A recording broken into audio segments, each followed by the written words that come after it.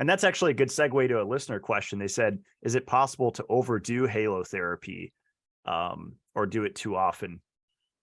Yeah, so we had an independent study done on all the research that's out there and available across the world, basically. And one, salt therapy is safe. There really aren't hardly any contraindications with it. And you can't OD over it. You can't overdose. You can't do too much salt. I will say that more is not necessarily better. I think it's more frequency of sessions. So somebody like yourself that has the salt booth, or people that get the pop-up salt booth home unit, doing a 5-minute session every day is great. Staying in there for 25 minutes isn't going to really get you much added benefit at all.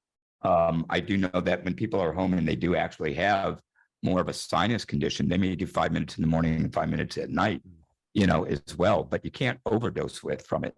We have yoga instructors and massage therapists that they have the halo generator on while they're giving them a massage or while yoga going on, and they may be exposed to it for maybe 4 hours a day because they're in there with their guests giving a massage with the halo generator on, and it really doesn't irritate or anything. It's not like you overdose.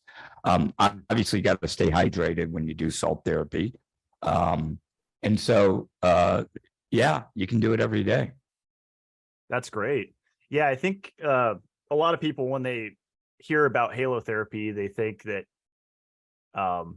salt's bad for you. I think it's kind of an older generation thing, that salt intake's linked with, what is it, hypertension. But I think you guys educate that it's not actually a dietary source of sodium when you're in a booth, right? You're not getting enough to actually raise your sodium levels. Yeah, I mean, it's a common question that, people say, oh, if we talk about, hey, you should get salted. Oh, I'm on a low sodium diet, or salt is bad. There's a lot more information out there now with supplements that have sodium chloride and magnesium, and potassium, so you stay hydrated all the time.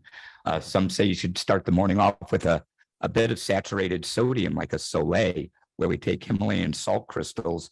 You saturate the water level to a certain saturation, and you take a tablespoon of that a day.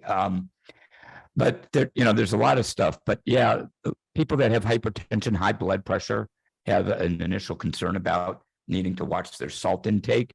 And to your point, whether the diet and digestive system is very different than the respiratory system. When you talk about the size of the salt particles and what your exposure is, how much salt you put in that grinder.